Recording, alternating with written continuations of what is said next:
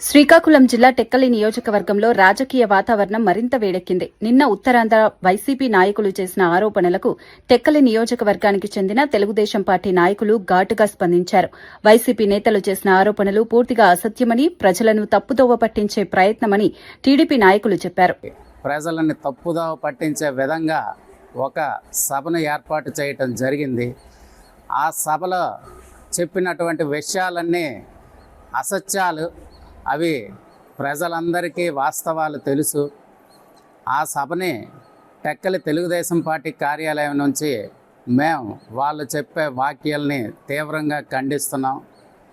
Mulapeta port విషయానికి వస్తే, గతంలో ఆ రోజు తెలుగుదేశం ప్రభుత్వం ఉన్నప్పుడు గౌరవ ముఖ్యమంత్రి నారా చంద్రబాబు నాయుడు గారి నాయకత్వంలో టెక్కల నియోజకవర్గ శాసనసభ్యులు, ఆ రోజు క్యాబినెట్లో ఉన్నటువంటి మంత్రివర్యులైనటువంటి కింజరాపు అచ్చెన్నాయుడు గారు, పార్లమెంటు సభ్యులు కింజరాపు రామ్మోహన్ నాయుడు గారు భావనపాడు పోర్టుగా అన్ని అనుమతుల్ని మంజూరు చేయించడం జరిగింది. అయితే దురదృష్టవశాత్తు 2019లో ప్రభుత్వం కోల్పోయిన తర్వాత అప్పటి ఉన్నటువంటి వైసీపీ ప్రభుత్వం మూలపేట పోర్టుగా నామకరణం చేసి అక్కడ కొబ్బరికాయ కొట్టి శంకుస్థాపన చేయటం జరిగింది.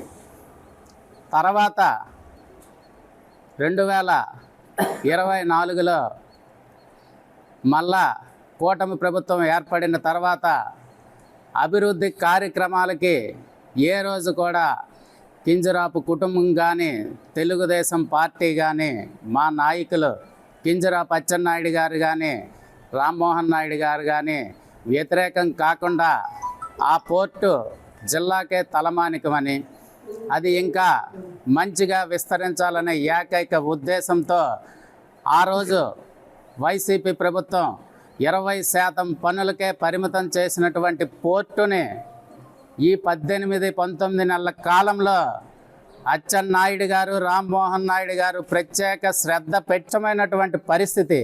వీళ్ళు పోర్టు నిర్మాణం చేసినప్పుడు ఎందుకు సాల్ట్ ల్యాండ్స్ని రాష్ట్ర ప్రభుత్వానికి బదిలీ చేయించలేకపోయారు? ఈరోజు రామ్మోహన్ నాయుడు గారు, అచ్చెన్నాయుడు గారు, చంద్రబాబు నాయుడు గారు పట్టుదలతో కేంద్ర ప్రభుత్వం నరేంద్ర మోడీ గారికి, పీయూష్ గోయల్ గారికి విజ్ఞప్తి చేసి 385 ఎకరాలని మన రాష్ట్ర ప్రభుత్వానికి 99 సంవత్సరాలకి లీజుకు తీసుకుంటే ఈరోజు పోర్టుకు వెళ్ళే రహదారి సౌకర్యం కల్పించడం జరిగింది. ఆ సాల్ట్ ల్యాండ్సే కానీ కేంద్ర ప్రభుత్వం నుండి బదిలీ కాకపోతే మన పోర్టుకు రహదారి కూడా ఉండదు. ఇన్ని సౌకర్యాలు కల్పించి మరియు అనేక విధాలుగా దానికి అనునిక్షం పర్యవేక్షిస్తూ పోర్టు అభివృద్ధికి అన్ని రకాలుగా సహకరించినట్టు వ్యక్తులకి నిన్నను ఏదో తప్పుడు సమాచారం ప్రజలకిచ్చి ఒక సభను ఏర్పాటు చేసి తప్పుడు సమాచారం ఇస్తున్నారు.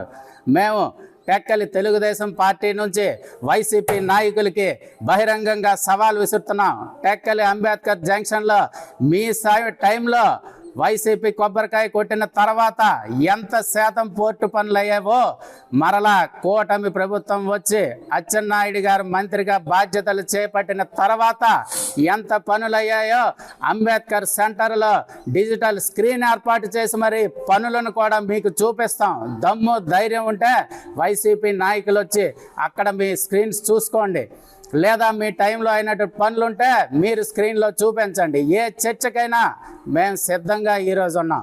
మేము అన్నిటికీ సిద్ధంగా ఉన్నాం. మా నాయకులు కింజరాపు అచ్చెన్నాయుడు గారు, రామ్మోహన్ నాయుడు గారు శ్రీకాకుళం జిల్లాని, అదే టెక్కలి నియోజకవర్గాన్ని ఆంధ్రప్రదేశ్ రాష్ట్రంలో అగ్రగామిగా ఉంచాలనే ఏకైక లక్ష్యంతో నియోజకవర్గాన్ని అన్ని విధాల అభివృద్ధి చేయటం జరుగుతుంది.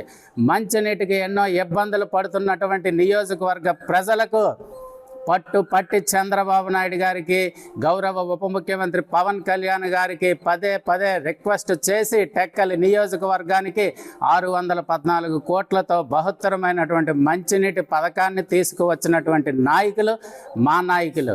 చరిత్ర ఎప్పుడు కూడా మంచి పనులు చేసే నాయకులకి ఎప్పటికీ మర్చిపోదు. కింజరాపు ఎర్రన్నాయుడు గారు మహానుభావులు. ఆ రోజు ఉద్దానం మంచినీటి పథకాన్ని తెస్తే ఈ రోజుకి కూడా ఉద్దానం మంచినీటి ప్రజలు ఆయనని గుండెల్లో పెట్టుకొని చూసుకుంటున్నారు. ఇటువంటి ప్రజానీకానికి మీరు తప్పుదోవ పట్టిస్తున్నారు.